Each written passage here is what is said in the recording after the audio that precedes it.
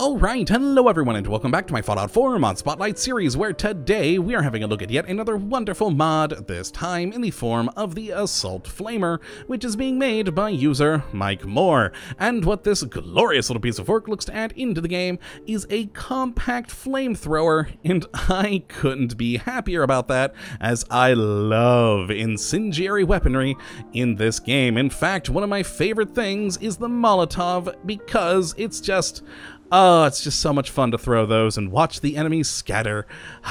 Good times. But sadly, one thing I've always been disappointed in is the in-game flamethrower, as it is a heavy weapon, and I've never really been much of a heavy weapon fan in the Fallout franchise. But in comes this mod to give you a flamethrower that's the size of a normal rifle, and I love it, as it serves more or less the same purpose as the traditional flamer, just with a few stats being a bit lower, but either way you pull the trigger and you still get that glorious, beautiful flames coming out, and I am a happy camper. So let's take a look at some of the stats on this thing momentarily, and have a good look at the model on this thing as well, which is pretty darn awesome. I do love the model for this thing. It's got a lot of great detailing, especially up in the front here, and it's very, very well made. Now, the texture, I think, could probably use a little bit more polishing, but overall, I think it's perfectly serviceable,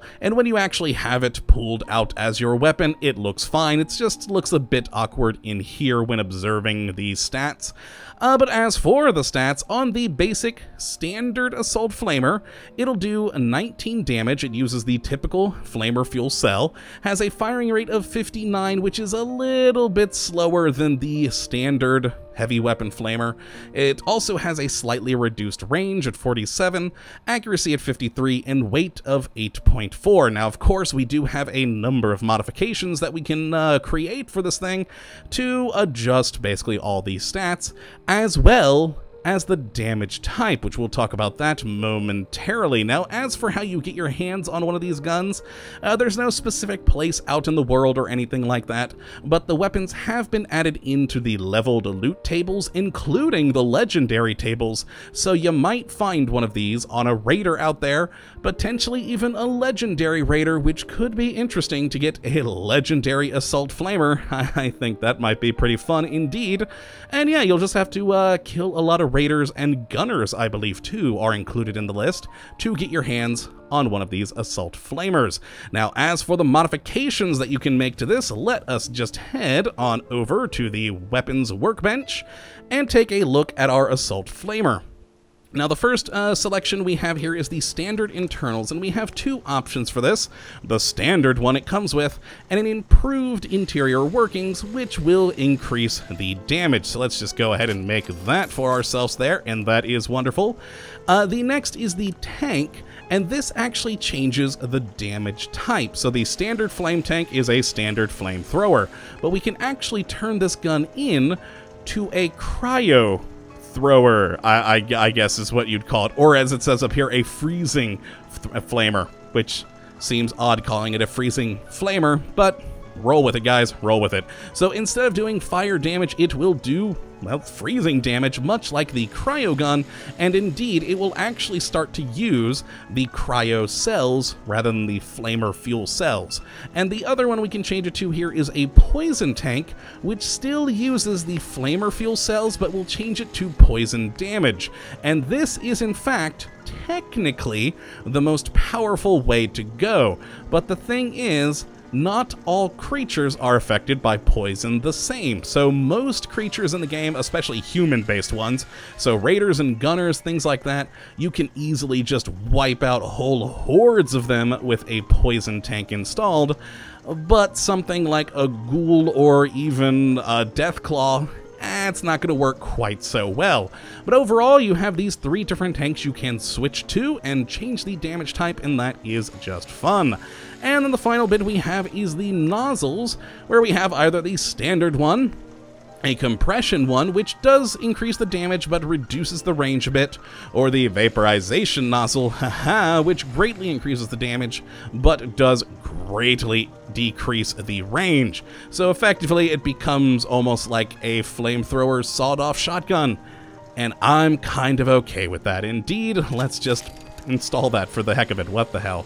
And yeah, there we go. So just a couple of different modifications here. Now, I have noticed that the actual damage number doesn't change here when we do change up to the different tanks, except for the poison tank. You can see that does go to 22. But if we did, say, the improved working one, that's supposed to increase the damage, but it doesn't actually show here. But it does still seem to do it. I've done some testing, and when spawning random enemies, they seem to die quicker when I have this installed. So I think the damage is taking, but not showing for some reason, somehow. I don't know, or I could be imagining things. Either way, I still like the modifications because, well, they make it look a little bit cooler. So let's actually look at these things with the modifications in. So, of course, our new one doesn't change too much. The nozzle up front, of course, will change a little bit. But there we go. We have our lovely flamer, which you can actually tell that the flames are not shooting out nearly as far as they were before. But still, they create wonderful, wonderful fire. And that makes me a happy, happy camper. So let's actually switch over to the freezing one now. And with the cryo cells installed, we shoot that and we have this white effect, which the mod maker actually discovered that this is basically the same effect as the cryo gun. He actually discovered that apparently it's the particle effect from Skyrim for the Centurions. Oh boy, which that amused me greatly. But there we go, you shoot things, they get frozen, and it's a happy, happy day. And finally, we have the Poison Assault Flamer, which there we go, a lovely noxious cloud, and all your enemies should die. Now, as for the animation for the reloading, you'll notice we have an interesting bulb-looking thing on the side of the gun there.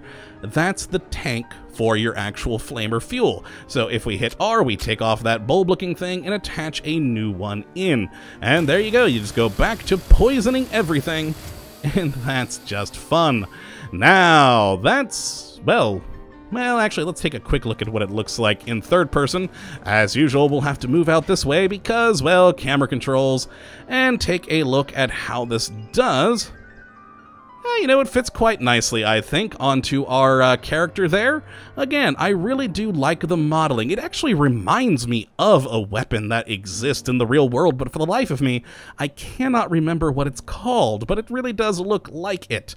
If only I could remember what it was. But the actual weapon itself is quite cool, and as I said, I love incendiary weapons, so I've been having a whole lot of fun with this particular mod here.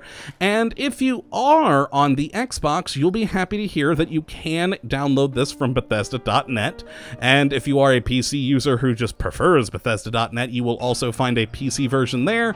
But for the rest of you, Nexus mod in the description link as usual. But yeah, that's really it for today's episode, so I think I'm just going to go on a killing spree of my settlers here to show off how well these things do work, and hopefully all will be well. Though first, I'm going to just turn on God mode again there real quick. Ah, yes. Now, I can't die. Beautiful. But this poor sap here is dead. That is how quickly it can kill an enemy. Now, see, just watch the Vault Tech rep go down. Oh god, Codsworth hated that. But as you can see, the poison is not doing nearly as much damage to him as it was to others. So let's actually get out the freezing one for him. And go for cryo. Well, that's not really doing as much damage to him either. I guess he's a robot, so it kind of makes sense. These people, though, oh, look at them all get frozen. Oh, it's glorious. But, of course, it is an Assault Flamer mod, so let's go back to our just regular old Flamer and light them on fire. Ah, good times indeed.